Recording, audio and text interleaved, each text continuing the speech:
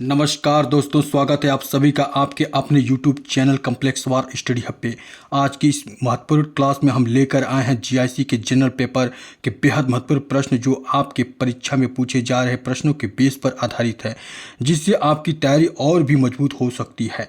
अगर आप GIC, LT grade, TGT, PGT या अन्य प्रतियोगी परीक्षाओं की तैयारी कर रहे हैं तो यह वीडियो आपके लिए बहुत ही महत्वपूर्ण होने वाली है। तो वीडियो को अंत तक जरूर देखें और चैनल को सब्सक्राइब। तो चलिए साथियों, बिना देरी किए हम लोग शुरू करते हैं आज की शानदार क्लास जनरल नॉलेज की। आज का आपका पहला प्रश्न है साथियों, स्वतंत्रता के पूर्व के दिनों में प्रारंभ में किसने संविधान निर्मात्री सभा का विचार प्रस्तुत किया था? M N. Roy, B R. Ambedkar, Annie Besant, Jawaharlal Nehru. तो इसका सही ऑप्शन होगा साथियों एम.एन. रॉय।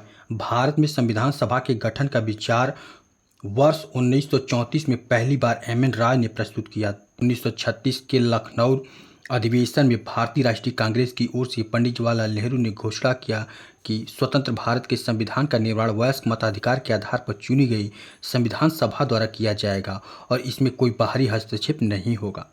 नेक्स्ट, निम्नलिखित में कौन सा सही सुमेलित नहीं है? कौन सा सही सुमेलित नहीं है ये हमें बताना है। कर्नाटक का प्रथम युद्ध कब हुआ था? 1746 से 48 के बीच। कर्नाटक का द्वितीय युद्ध 1750 से 52 के बीच। कर्नाटक का तृतीय युद्ध 1758 से 63 के बीच। पानीपत का तृतीय युद्ध 1761। इसका सही आंसर होगा बी, यानी बी क्या है? गलत है। कर्नाटक का द्वितीय युद्ध 1750 52 तक नहीं बल्कि 1749 से 1754 तक चला था। नेक्स्ट, लीलावती के लेखक थे। लीलावती के लेखक कौन थे? महावीराचार्य, हेमंत चंद्राचार्य, भास्कराचार्य, कालकाचार्य। तो इसका सही ऑप्शन होगा भास्कराचार्य। लीलावती भास्कराचार्य द्वारा संस्कृत में रचित गणित एवं खगोल शास्त्र का एक प्राचीन ग्रंथ है। इसकी रचना 12वीं शताब्दी में की गई थी। इसका फारसी में अनुवाद फैजी द्वारा किया गया था। इनकी अन्य गणितीय रचनाएं बीजगणित, ग्रह गणित तथा गोलाध्याय है। इन्होंने ज्योतिष शास्त्र के प्रतिनिधि ग्रंथ सिद्धांत शिरोमणि की रचना की थी। नेक्स्ट, वाराणसी को निम्नलिखित में से किसने अपनी द्वितीय राजधानी बनाया था? वाराणसी को निम्नलिखित में से किसने अपनी द्वितीय राजधानी बनाया था? अजातशत्रु, कालाशोक, महापदानंद या फिर शिशुनाग ने? तो देखिए साथियों, इस क्वेश्चन में मतभेद है, बट इसको आयोग ने शिशुनाग माना है। क्या माना है? शिशुनाग माना है, क्योंकि 6वीं शताब्दी ईसा पूर्व में वाराणसी महाजनपद काशी की राजधानी थी। हर्यक वंश के शासक बिंबिसार ने कौशल नरेश प्रसन्नजीत की बहन महाकौशला के साथ विवाह करके दहेज रूप में प्राप्त किया था तथा इसी प्रकार प्रसन्नजीत ने अपनी पुत्री वजीरा का विवाह अजातशत्रु की से करके काशी को दहेज के रूप में दे दिया। तो शिशुनाग जब सिंहासन पर बैठा तो उसने अपने पुत्र को वाराणसी का उपराजा नियुक्त किया। उपरोक्त दिए गए विकल्पों में कोई भी स्पष्ट विकल्प नहीं है, तो वाराणसी को दूसरी राजधानी किसने बनाया? बट आयोग ने इस प्रश्न का उत्तर शिशुनाग को माना है। नेक्स्ट, एका आंदोलन का प्रारंभ किया गया था। एका आंदोलन का प्रारंभ कब किया गया था? महाराष्ट्र के किसानों द्वारा किया गया था, बंगाल के किसानों द्वारा किया गया था, पंजाब के किसानों द्वारा किया गया था या फिर उत्तर प्रदेश के हरदोई, बाराबंकी एवं अन्य स्थानों के किसानों द्वारा किया गया था?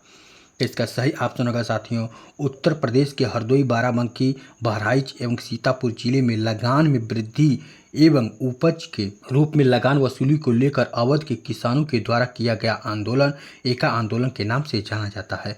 इस आंदोलन में कुछ छोटे जमींदार भी शामिल थे। इस आंदोलन के प्रमुख नेता मदारी पासी और सहदेव थे। नेक्स्ट, भारत के राज्यों में प्रस्तावित आणविक शक्ति केंद्रों से संबंधित निम्नलिखित युग्मों में से कौन सही सुमेलित नहीं है? जैतापुर महाराष्ट्र, मीठी वीडी गुजरात, हरिपुर हरियाणा, कोवड़ा आंध्र प्रदेश। तो इसमें नहीं, जो गलत है वो बताना है, यानी हरिपुर हरियाणा जो है आपका ऑप्शन सी, ये गलत है। नेक्स्ट, निम्नलिखित में से कौन सा द्वीप अपने लवण पटल संसाधनों के लिए जाना जाता है? निम्नलिखित में से कौन सा द्वीप अपने लवण पटल संसाधनों के लिए जाना जाता है? Isle of Man, Saint Martin द्वीप, नॉरफॉक द्वीप या फिर परासल द्वीप? इसका सही ऑप्शन होगा option number B, Saint Martin द्वीप उत्तर पूर्वी कैरिबियन सागर में स्थित है। इस द्वीप को नवंबर 1493 को क्रिस्टोफर कोलंबस ने खोजा था।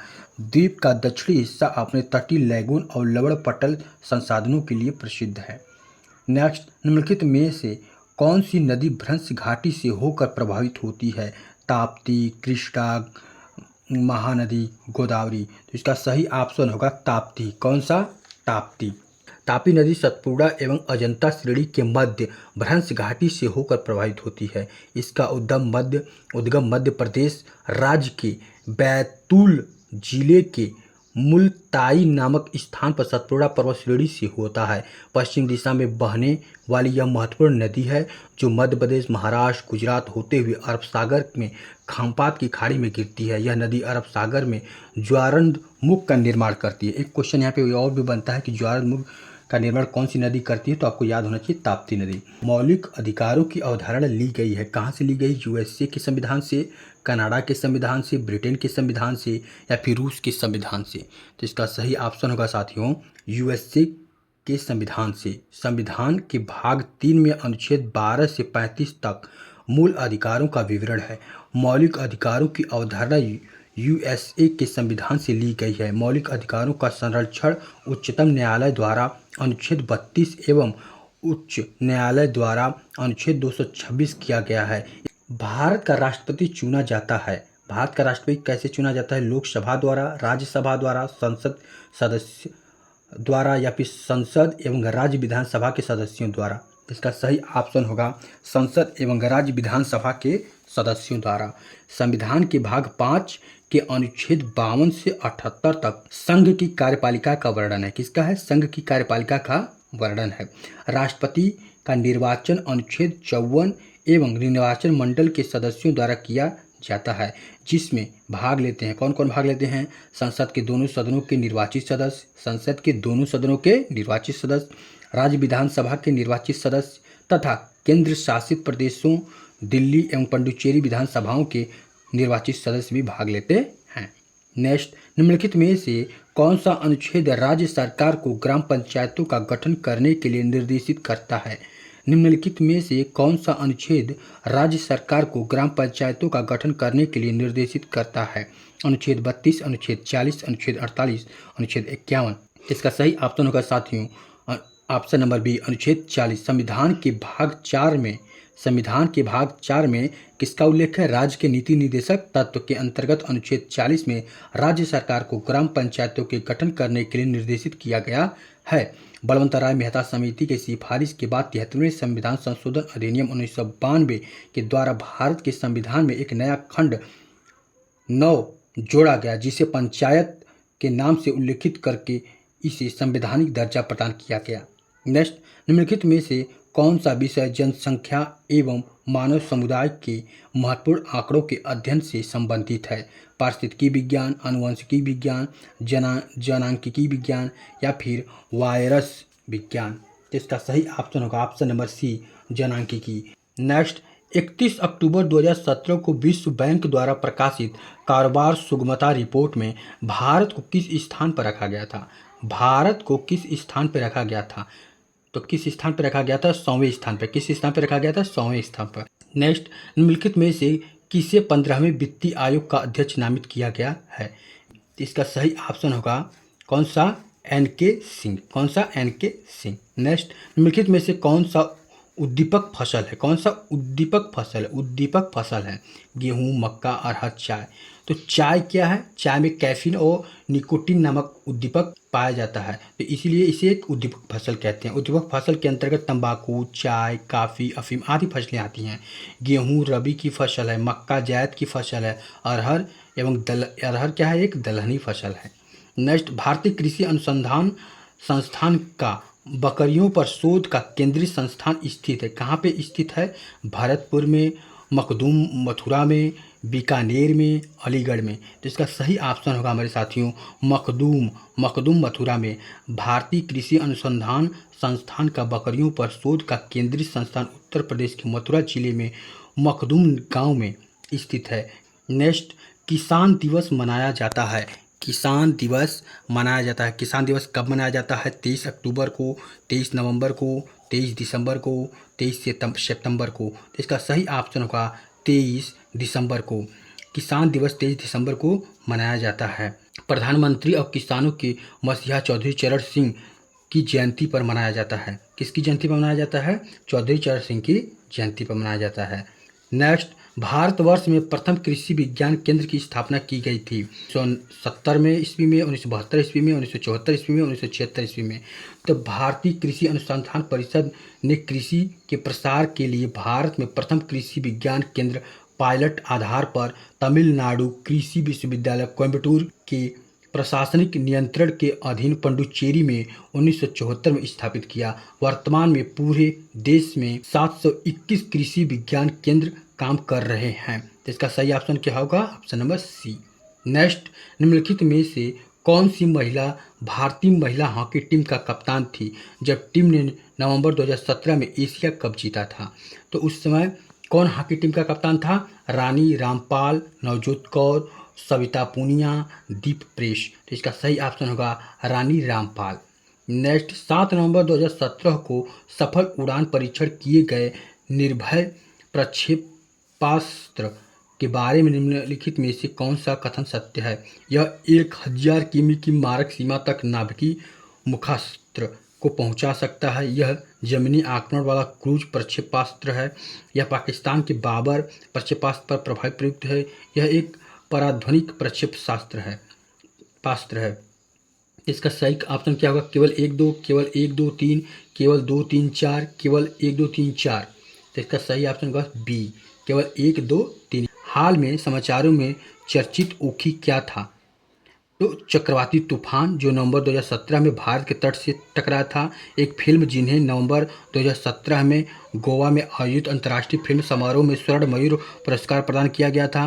वह स्थान जहां नवंबर 2017 में बांग्लादेशों में एशियाई तीरंदाजी चैंपियन आयोजित की गई थी, या फिर डोकलाम क्षेत्र का वह निकटतम स्थान जहां चीनी सेना तैनात थी। तो इसका सही ऑप्शन होगा ऑप्शन नंबर ए, ओखी एक चक्रवाती तूफान जो नवंबर 2017 में भारत के तट से टकराया था। उत्तर प्रदेश के कुल शहरी स्थानीय निकायों की संख्या जिनके लिए उत्तर प्रदेश में नवंबर 2017 में चुनाव संपन्न हुए थे 653, 652, 651, 650। इसका ऑप्शन होगा बी, 652। भारत के प्रथम अंतरिक्ष उपग्रह आर्यभट्ट को डिजाइन करने वाले वैज्ञानिक जिनका हाल ही में निधन हो गया का नाम है pro U.R. Rao, pro Yashpal, pro C.N.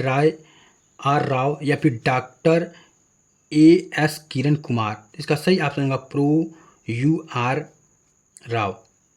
Bharat सरकार द्वारा प्रारंभ किया गया मिशन इंद्रधनुष कार्यक्रम संबंधित है बच्चों की शिक्षा से, बच्चों के टीकाकरण से, सामाजिक उत्थान से, या फिर इनमें से कोई नहीं। तो इसका सही ऑप्शन होगा साथियों ऑप्शन नंबर बी, बच्चों के टीकाकरण से। भारत के केंद्रीय स्वास्थ्य परिवार कल्याण मंत्रालय द्वारा शुरू किया गया एक मिशन इंद्रधनुष का संबंध बच्चों के टीकाकरण से। इंद्रधनुष में के 7 रंगों के समान इस मिशन इंद्रधनुष का मुख्य उद्देश्य है 2020 तक उन सभी बच्चों का टीकाकरण करना जिन्हें टीके नहीं लग पाए हैं। नेक्स्ट, समान फोकस दूरी वाले कांच के 2 लेंस जिनमें एक उत्तल दूसरा अवतल लेंस है तो एक दूसरे से सटा कर रखें तो इस युग्म का व्यवहार होगा अभिसारी लेंस की भांति, अपसारी लेंस की भांति, कांच की समतल चादर की भांति, या दर्पण की भांति। किस भांति की तरह यह कार्य करेगा आपको बताना है। किसकी तरह यह कार्य करेगा आपको बताना है। इसका सही ऑप्शन होगा क्या? ऑप्शन नंबर सी, कांच की समतल चादर की भांति। कैसा काम करेगा? कांच की समतल चादर की भांति। नेक्स्ट, निम्नलिखित में से कौन सा युग्म सही सुमिलित नहीं है? सही सुमिलित नहीं है यह आपको बताना है। Saccharin carbohydrate, adrenaline hormone, thiamine vitamin, keratin protein. तो इसका सही ऑप्शन होगा option number B, saccharin carbohydrate नहीं बल्कि यह एक कार्बनिक यौगिक है जो कि कृत्रिम मिठास का आभास कराता है, जबकि इसमें कोई भोज्य ऊर्जा नहीं होती है। यह सफ़ेद क्रिस्टलिक पाउडर जैसा दिखाई पड़ता है और आमतौर पर चीनी के विकल्प के रूप में प्रयोग किया जाता है। यह नियमित चीनी की तुलना में लगभग 300 से 400 गुना अधिक मीठा होता है। और बाकी सभी सही हैं, यह गलत है। तो इसका ऑप्शन ए होगा। नेक्स्ट, 13 क्रमागत विषम संख्याओं का औसत 51 है। इनमें सबसे बड़ी संख्या आपको बतानी है 61, 63, 67 या फिर 59। तो आप इसे हल करेंगे, ठीक है। अब इसे हल करने के बाद अब इसका आंसर आएगा क्या? बी। ऑप्शन नंबर क्या आ जाएगा? बी आ जाएगा। क्या आ जाएगा? बी आ जाएगा। नेक्स्ट 1.8 मीटर लंबी ऊर्ध्वाधर छड़ जमीन पर 45 सेमी की परछाई निरूपित करती है। उसी समय 6 मीटर ऊंचे एक स्तंभ की परछाई की लंबाई होगी, कितना होगी? 13.5 मीटर, 2.4 मीटर, 1.5 मीटर या फिर 1.35 मीटर। इसका सही ऑप्शन होगा साथियों ऑप्शन नंबर सी, 1.5 मीटर। इसे अगर आप हल करते हैं इस प्रकार तो आपका आंसर आ जाएगा। नेक्स्ट, समबाहु त्रिभुज की प्रत्येक भुजा 8 सेमी है, इसका क्षेत्रफल बताना है। तो आपको पता है कि समबाहु त्रिभुज का क्षेत्रफल क्या होता है? करड़ी में 3/4 गुणे भुजा के स्क्वायर। बस इस पर मान रख देंगे, भुजा आपको दिया है 8, आंसर निकाल देंगे तो 16 करड़ी में 3 सेंटीमीटर स्क्वायर। इसका आंसर आ जाएगा ऑप्शन नंबर कौन सा? डी। नेक्स्ट, जब संख्या n को 6 से विभाजित किया जाता है तो शेषफल 4 होता है। क्या होता है? 4 होता है। तो आपको बताना है कि 3n को 6 से विभाजित करने पर शेषफल प्राप्त होगा 3, 2, 1, 0। तो आपको संख्या दिया है n, भाजक संख्या 6 है, शेषफल 4 है। तो भाज्य बराबर आपको पता ही है कि भाज्य गुणे भागफल प्लस शेषफल होता है। n बराबर 6 गुणे भागफल प्लस 4, तो भागफल बराबर n-4/6 कर देंगे। और यहाँ से आपको क्या करना है? हल कर देंगे आपको। तो n का मान क्या आ जाएगा आपका? 30/6। क्या आ जाएगा? 30/6 आ जाएगा, यानी कि ऑप्शन नंबर सी इसका और डी इसका हो जाएगा आंसर, यानी कि 0 इसका आंसर आ जाएगा, क्योंकि 6×5 = 30, कोई भी शेषफल नहीं बचेगा। कैसा लगा यह सेशन कमेंट करके हमें ज़रूर बताएं साथियों, और आपने कितना स्कोर किया है ये भी हमें कमेंट करके ज़रूर बताएं। हम सब अब नेक्स्ट वीडियो में मिलते हैं एक नए मॉडल पेपर के साथ। तब तक के लिए आप सभी को धन्यवाद। राधे राधे, जय श्री कृष्णा।